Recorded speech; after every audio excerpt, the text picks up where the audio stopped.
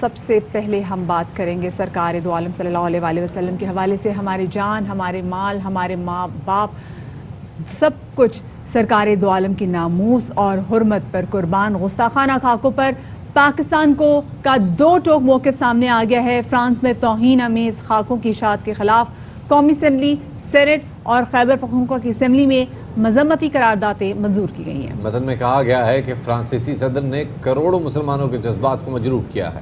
قراردادوں میں 15 مارچ کو اسلاموفوبیا کے خلاف عالمی دن منانے اور OIC کے فوری اجلاس کا مطالبہ بھی کیا گیا ہے. سینٹ میں قرارداد قائد ایوان شہزاد وسیم نے پیش کی، جس میں کہا گیا ہے کہ ایسے اقدامات کو فرانسیسی حکومت کی سرپرستی حاصل ہونا افسوسناک ہے. چیئرمین سینٹ نے کہا کہ قرارداد کی کاپی فرانسیسی سفیر کے حوالے کی جائے. سینیٹر فیصل جاوید کا یہ کہنا تھا کہ فرانسیسی صدر نے جان بوجھ کر مسلمانوں کو مشتعل کیا.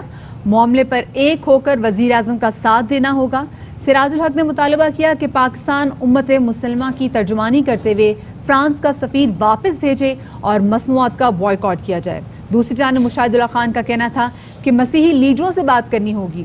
ہر چوتھے دن ایسی حرکت دنیا کے امن کے لیے نقصان دہ ہے.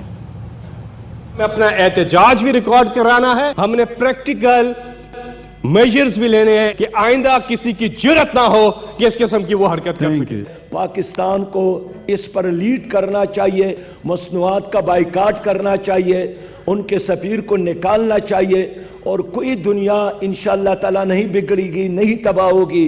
ہم نے حضور کے شان پر غیرت اور عزت اور ہمت کا راستہ لیا، اللہ ہمارا ساتھ دے گا. ہمیں مسیحیوں کے لیڈروں سے بات کرنی چاہیے. ہر چوتھے دن اس طرح کی جو حرکت ہوتی ہے دنیا کا نقصان ہے، دنیا کے امن کا نقصان ہے.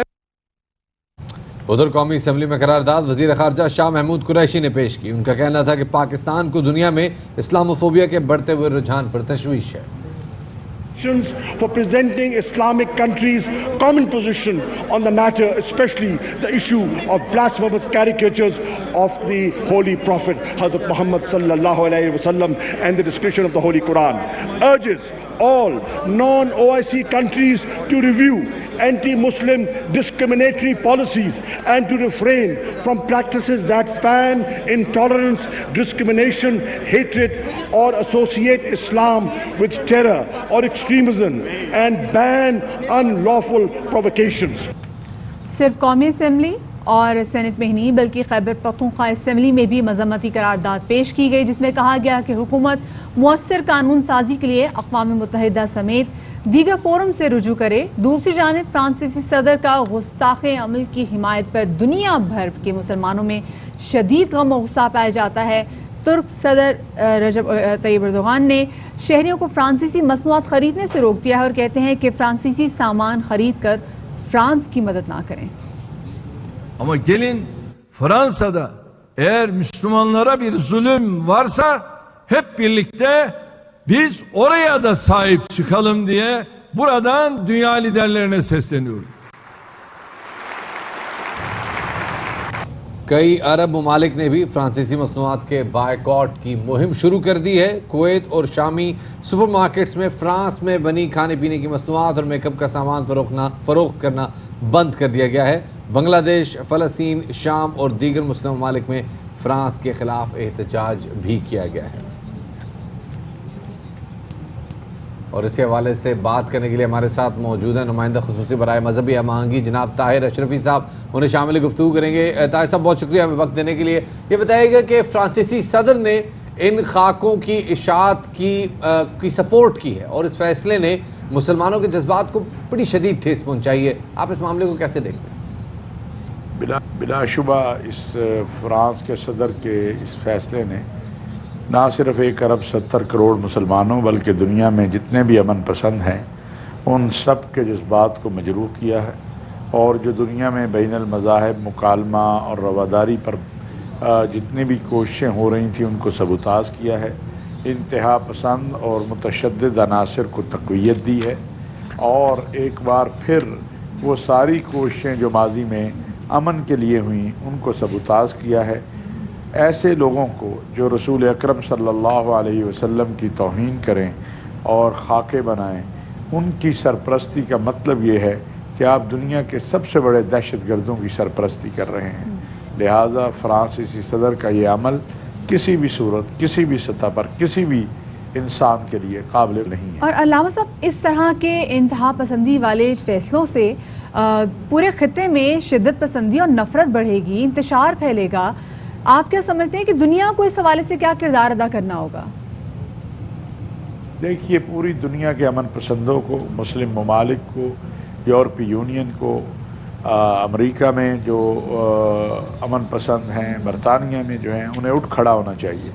اور اس کا واحد حل یہ ہے کہ اجتماعی طور پر اب فیصلہ کیا جائے کہ جو مقدسات کی توہین کرنے والے ہیں اور جو رسول اکرم صلی اللہ علیہ وسلم کی اور آسمانی مذاہب کی اور انبیاء کی توہین کرنے والے ہیں، ان کے خلاف ایک اقوام متحدہ قانون بنائے اور اس عمل کو جو ہے وہ قانونی طور پر جو ہے جرم قرار دیا جائے، تاکہ مستقل بنیادوں پر یہ انتہا پسندی اور دہشت گردی کا سلسلہ بند. صاحب بڑا مسئلہ بن چکا ہے اسلاموفوبیا ایسے ممالک میں، اور فرانس جیسے دیگر ممالک بھی ابھی تک اسلاموفوبیا سے باہر نہیں آ سکے.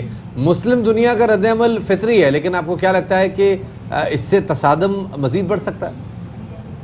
دیکھیے بات یہ ہے کہ مسلم دنیا تصادم نہیں چاہتی، ہم امن چاہتے ہیں. اسلام امن، سلامتی، محبت کا دین ہے. اللہ ہمارے رب العالمین ہیں اور نبی ہمارے خاتم الانبیاء سیدنا محمد صلی اللہ علیہ وسلم رحمت للعالمین ہیں. لیکن اگر اس طرح کی متشددانہ عمل ہوتا رہے گا تو پھر مسلم دنیا کو یہ حق حاصل ہے کہ وہ ایسے ممالک کا بائیکاٹ بھی کرے، ایسے ممالک کے خلاف آواز بھی بلند کرے، اقوام متحدہ میں بھی جائے، باقی مقامات پر بھی جو ہے وہ اپنی بات کرے. پہلے سٹیپ کے طور پر حکومت پاکستان نے کل فرانسیسی سفیر کو طلب کیا تھا. اگلے بھی اقدامات اٹھائے جا سکتے ہیں کہ اور بالکل یہ کوئی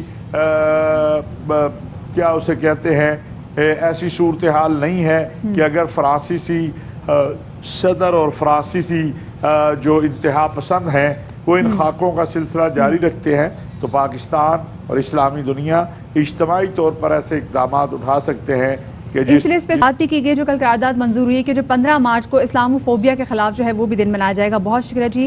طاہر اشرفی صاحب ہمارے ساتھ موجود تھے.